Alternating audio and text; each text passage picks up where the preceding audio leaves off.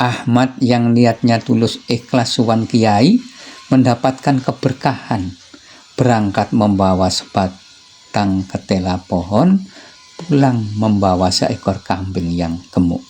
Sebaliknya Badri yang menyimpan pamrih, berspekulasi justru tidak berkah dan rugi. Sowan kiai membawa kambing, pulang dengan membawa kekecewaan. Bila berharap kepada sesama manusia, siaplah kecewa. Assalamualaikum warahmatullahi wabarakatuh. Saudaraku, apa kabar? Semoga selalu semangat dalam hidup yang penuh dengan dinamika ini. Kisah penuh hikmah hari ini adalah tentang niat. Salah niat sama dengan kirim barang salah alamat. Tidak akan sampai, bahkan bisa juga hilang. Nah, demikian juga mengerjakan sesuatu atau beribadah, kalau salah niat tidak akan mendapatkan pahala, bahkan bisa juga mendapatkan dosa. Atau bisa juga hanya mendapatkan pujian, sanjungan sesuai dengan apa yang diniatkan. Tidak berlebihan, pilihan niat itu menentukan sebuah nilai ibadah. Apakah bernilai dunia saja atau bernilai dunia dan akhirat? Semuanya ditentukan oleh niat. Ada sebuah kisah yang menarik tentang niat. Ada seorang alumni pondok pesantren, sebut saja Ahmad, yang sudah lama lulus meninggalkan pondok. Suatu ketika dia akan mengunjungi kiainya, lalu berembuk dengan istrinya, "Dek, saya sudah lama tidak ke pondok. Rasanya sudah kangen dengan suasana pondok, kangen dengan kiai." "Iya mas, enggak apa-apa, kita ke sana." "Lalu kapan kita ke sana?" "Ya, tentu saja kapan saja bisa. Toh kiai tidak kemana-mana, tetap di pondok." "Tetapi dek, kita ke sana itu nggowo opo?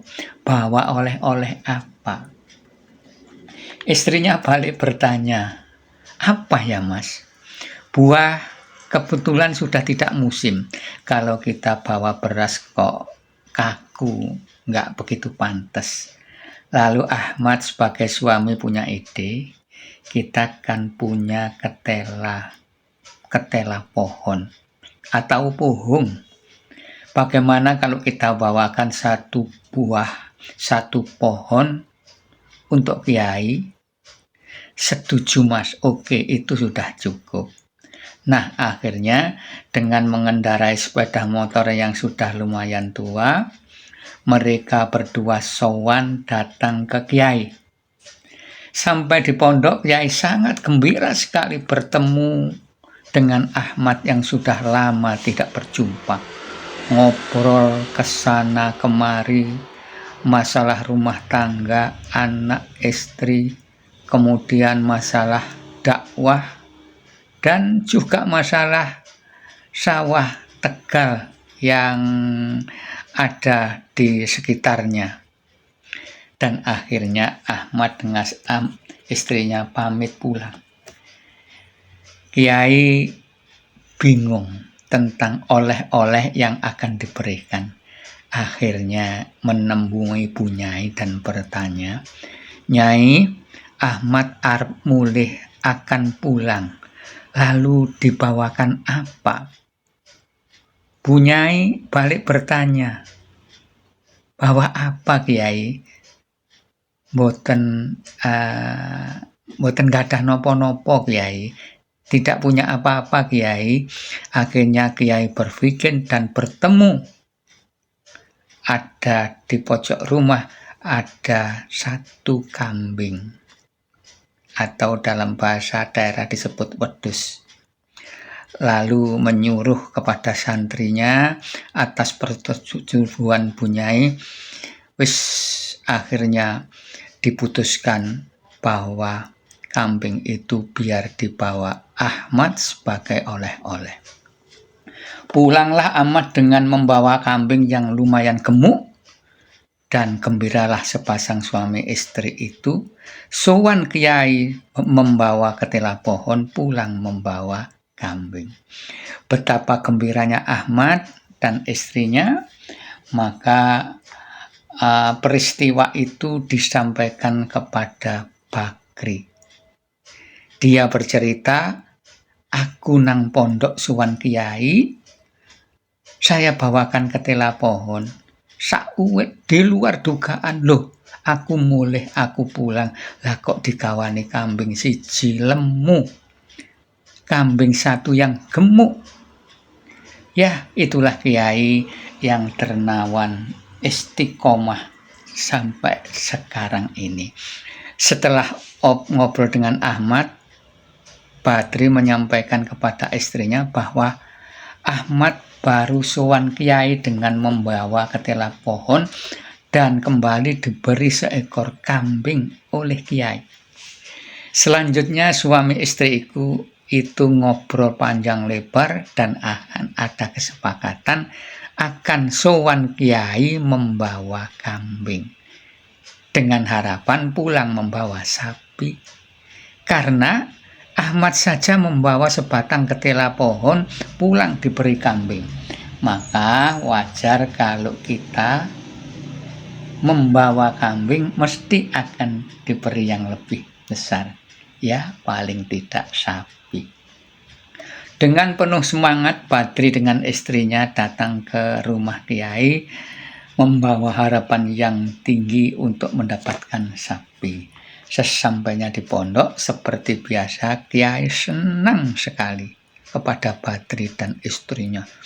Ngobrol panjang lebar, ya tentang apa saja. Tentu saja yang berkaitan dengan keagamaan atau dakwah. Akhirnya Badri pamitan pulang, dan seperti biasa Kiai menemui Bu Nyai untuk mencari oleh-oleh. Ya.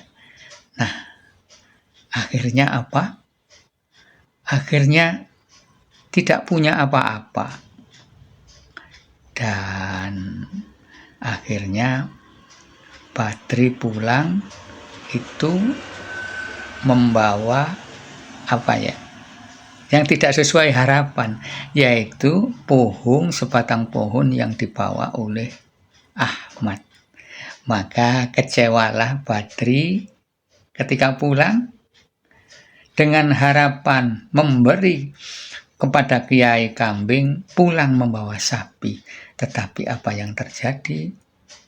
Berangkat sowan Kiai membawa kambing, pulang membawa sebatang pohon.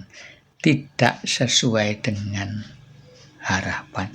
Dari kisah di atas kita dapat mengambil hikmah, innamal a'malu binniyat, segala sesuatu tergantung pada niatnya.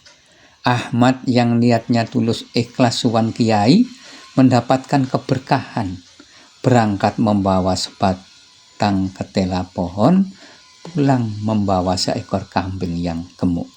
Sebaliknya Badri yang menyimpan pamrih, berspekulasi, justru tidak berkah dan rugi. Sowan Kiai membawa kambing, pulang dengan membawa kekecewaan. Bila berharap kepada sesama manusia, siaplah kecewa. Berharap mendapatkan kambing, justru mendapatkan sebatang ketela pohon. Kedua, layak kita hati-hati dengan yang kita istilahkan dengan begal niat. Banyak sekali orang yang pada awalnya ingin mengabdi, bahkan menyebut berjihad fisabilillah untuk memperbaiki masyarakat, mengabdi, bahkan mengabdi kepada nusa dan bangsa. Tetapi dalam perjalanan tidak kuat oleh godaan-godaan sehingga menyelewengkan kekuasaan dan akhirnya niatnya bergeser. tidak kuat dengan bekal tahta, harta, dan wanita. Saudaraku, mudah-mudahan dari kisah di atas semakin memperkaya untuk menjalani hidup yang lebih bijaksana. Assalamualaikum warahmatullahi wabarakatuh.